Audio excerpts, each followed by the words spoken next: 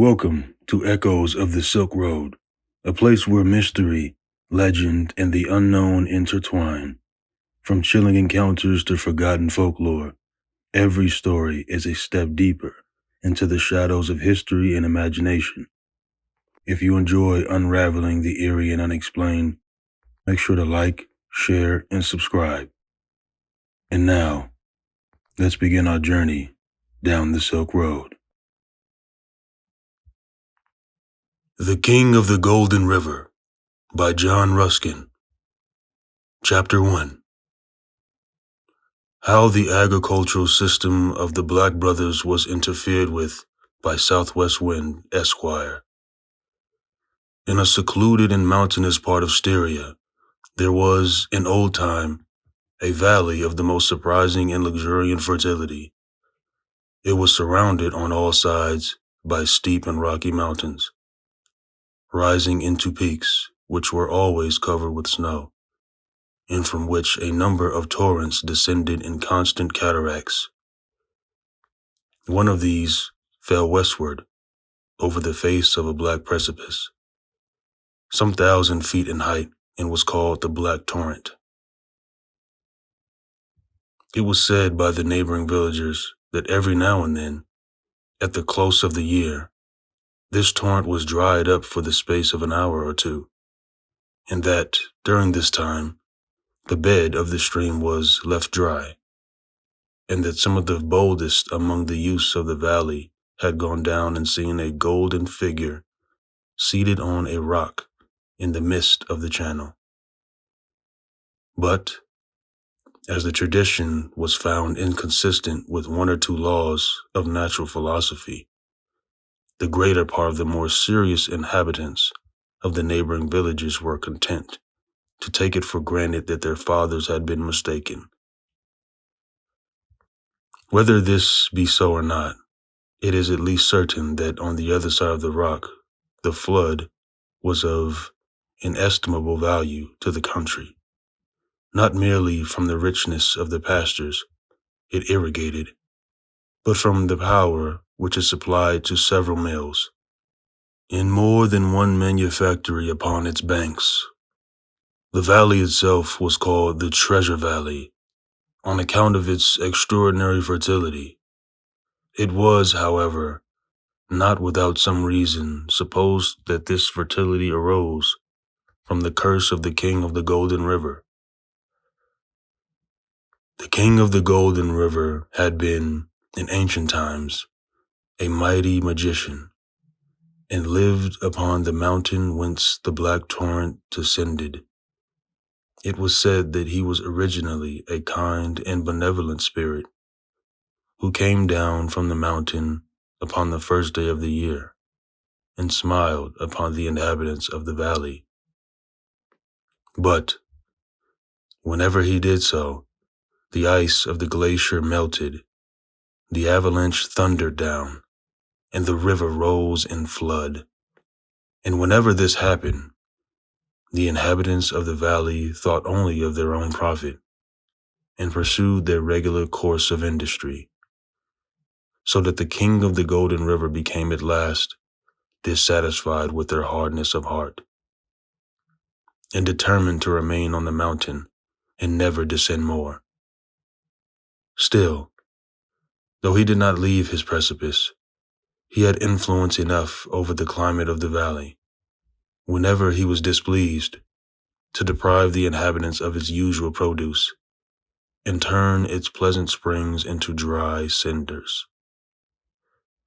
And whenever the people were careless of their conduct, or unjust in their dealings, he sent storms of wind to bring desolation to their fields, or torrents of rain which swept their houses away.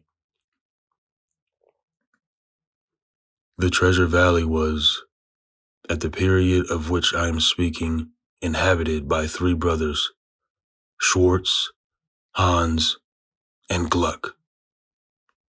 Of these, Schwartz and Hans were very ugly men, with overhanging eyebrows and small, dull eyes, which were always half shut, so that you could not see into them, and always fancied they saw very far into you. They lived by farming the Treasure Valley, and very good farmers they were. They killed everything that did not pay for its eating. They shot the blackbirds for stealing the fruit, and chased the cricket from their earth for chirping instead of spinning. They were, however, very kind to their old mother. They kept her in a great chair by a fire, and put a cushion for her feet, and fed her with sugar and toast. They also kept their younger brother, Gluck, to wait upon her, and they used to beat him 10 times a day for looking happy. Things went on in this way for a long time. At last, they lost their mother, and as they had saved a great deal of money, they put a tomb over her and bought a new pipe organ for the church. Then they went on more vigorously than ever, killing everything that did not pay, and turning out the crickets and chiming down the blackbirds, and chasing away every animal that seemed happy. And they grew rich at such a rate that it was said they had the largest granaries and the fattest pigs and the most wine and the best cookery in all the country round. But in the meantime, the poor little Gluck grew tired of being beaten, and went to sleep without supper, and worked without wages. And it came to pass that one morning, when the sun rose over the hills, and the glance of its light traveled down one side of the valley, while the shadow of the other lay still on the fields, Gluck looked across the glancing river and saw something shining on the top of the hill beyond. He rose and rubbed his eyes as hard as he could.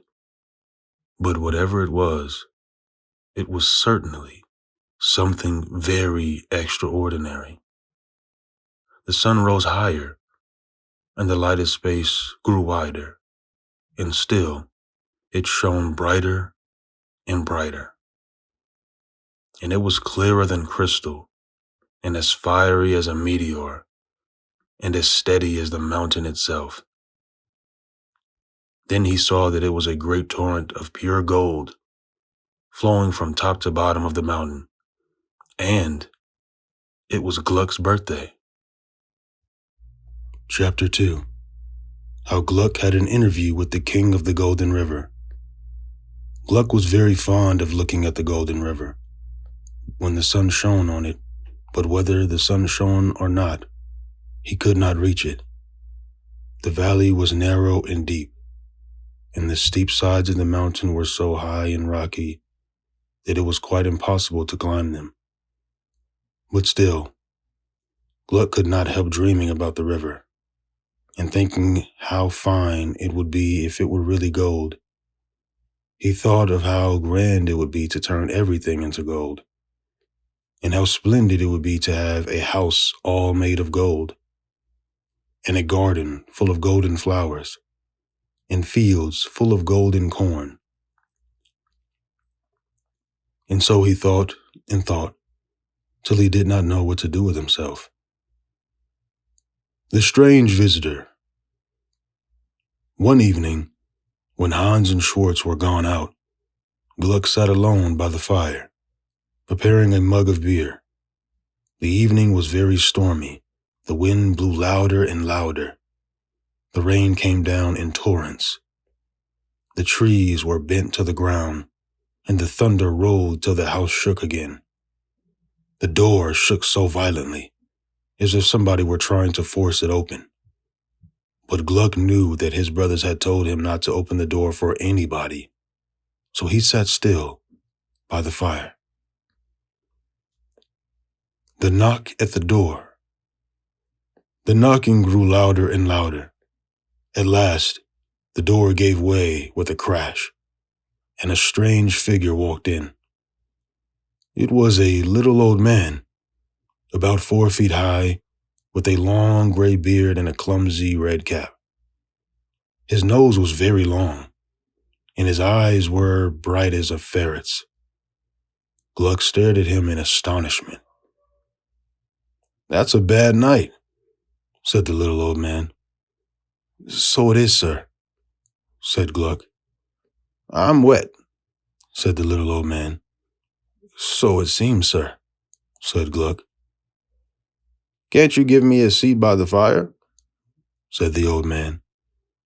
"Certainly, sir," said Gluck, pulling the stool closer to the earth.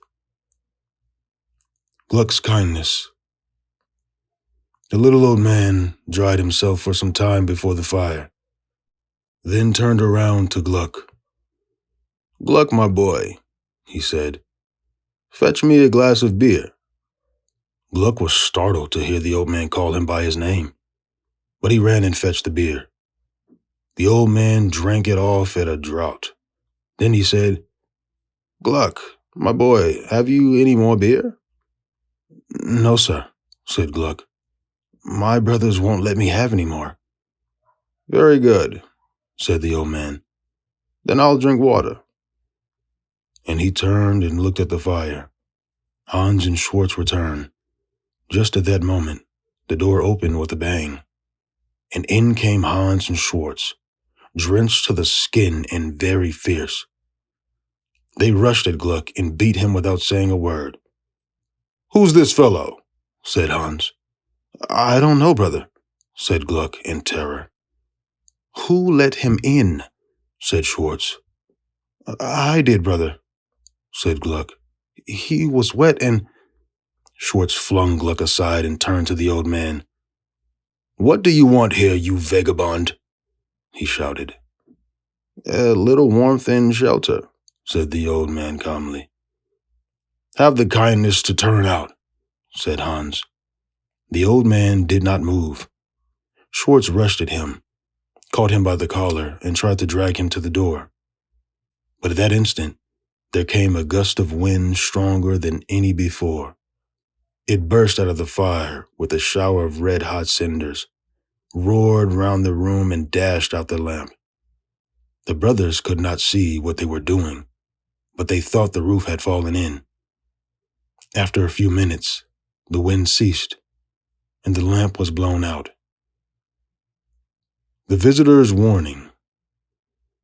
Gluck was lying on the floor. The strange old man was gone. But just as the brothers were looking about in surprise, a faint voice came from the chimney. "When the black brothers are turned to stone, who shall find the golden throne?" And the voice died away. The brothers looked at each other in terror, but after a few minutes, they thought it was only the wind, and they sat down without speaking. And from that day forward, a strange curse seemed to hang over the valley. The corn withered, the cattle died, and the black torrent dried up. No matter how hard Hans and Schwartz worked, the land grew poorer and poorer. They became miserable and desperate, but they could not understand what had happened. And Gluck? He never forgot the little old man's visit. Chapter 3. How Mr. Hans and Mr. Schwartz set off on an expedition together, and how they got on with their journey. The Black brothers lived on the Treasure Valley, grinding their corn and hoarding their money, and growing old and miserable. But, in process of time, they found that money could not make the old fields yield crops, nor bring back the black torrent to its channel. And so, at last, it came to pass that they had sold every stick of their furniture for food, and had nothing left but 1 or 2 old sacks of corn in the mill itself. Then Schwartz began to get very cross, and Hans still crosser. And at last they began to quarrel, and then they always quarreled, from morning till night.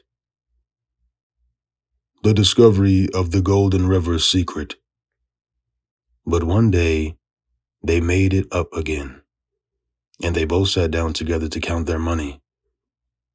Now the money was all gone, and they had nothing left but a few pence in their pockets. Then Schwartz stood up and said, "We will go to the river." "Very well," said Hans. They got 2 strong bottles of water and started off before sunrise in the next morning. The brothers' journey. They walked all day, but did not say a word to each other. The road was rough and steep. The sun shone fiercely, and there was not a cloud in the sky. The rocks burned their feet, the dust choked them, and the glare blinded them, and they were very thirsty. The first test, the beggar. As they climbed the mountain, they met an old man sitting on a rock by the wayside. He was very pale and bent with age. "Brothers," he said, "I am fainting with thirst. Give me a drink." Schwartz passed on without a word. Hans stopped, looked at him and said, "We can't spare the water." And he left the old man to die in the heat. The second test, the child. A little farther on, they saw a child lying by the roadside. She was crying bitterly and grasping for air. "Brothers," she moaned, "I am dying. Give me a drink." Hans shook his head and walked on. Schwartz muttered something about fools wasting their water and passed by. The third test, the dog. A little farther on, a dog lay panting in the dust. It stretched out its tongue feebly and tried to bark when it saw them. "Brothers, I am dying," it seemed to say. "Give me a drink."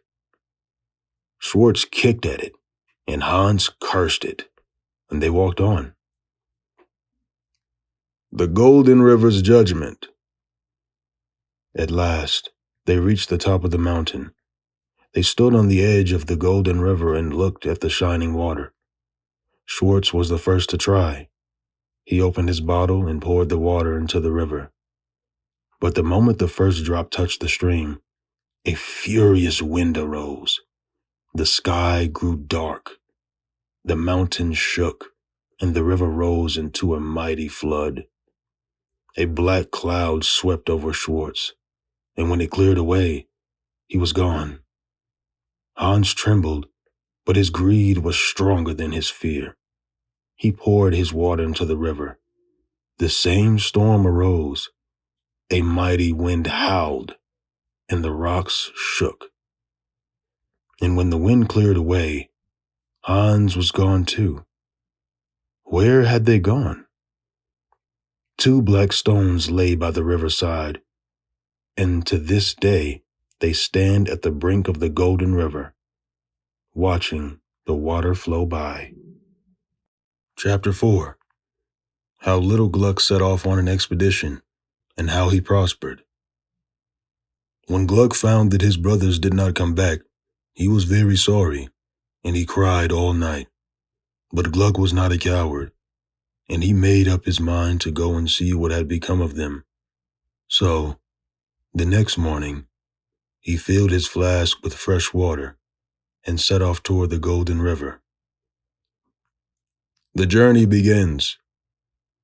It was a fine morning, and the rocks looked cool and shady. The road was not so steep, and Gluck went on gaily. He did not feel thirsty at all, but he soon began to see strange sights. The first test, the old man. As he walked on, he saw the same old man his brothers had passed. The man was still sitting on the rock, looking pale and weak. "Boy," he said, "I am dying of thirst. Give me some water." Gluck looked at his flask. He thought for a moment, but then, without hesitating, he said, "Yes, of course, sir." And he gave the old man a drink. The old man smiled, stood up strongly, and walked away.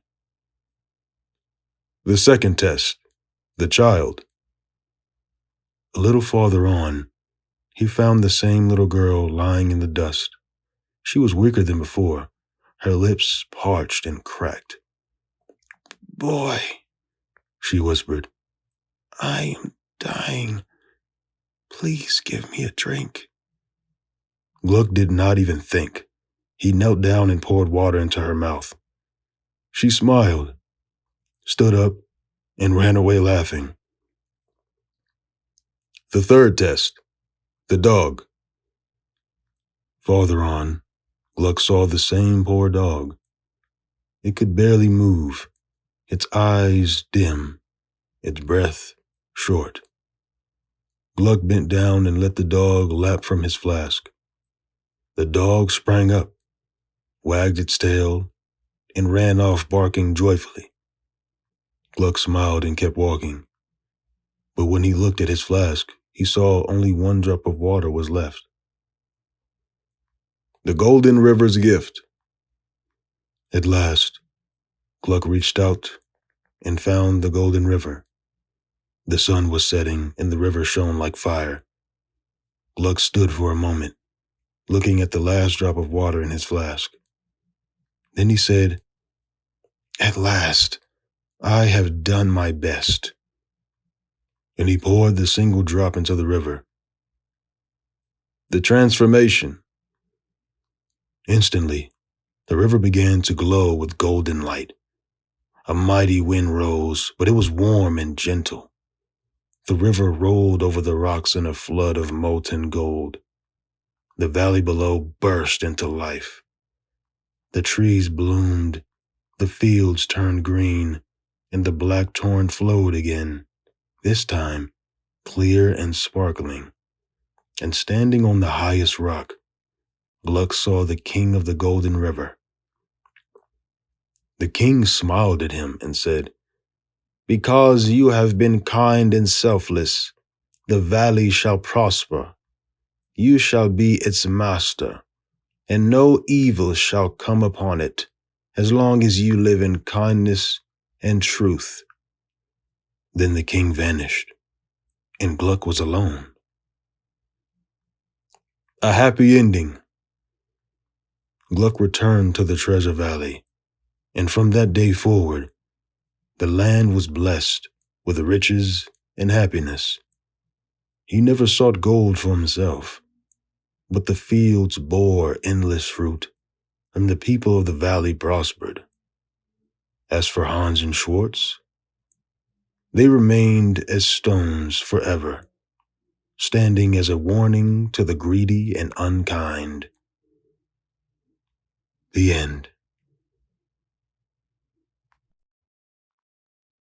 The echoes of the past still whisper in the dark, but for now, our journey ends here.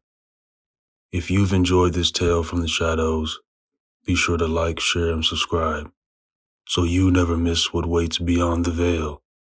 Until next time, tread carefully and listen closely.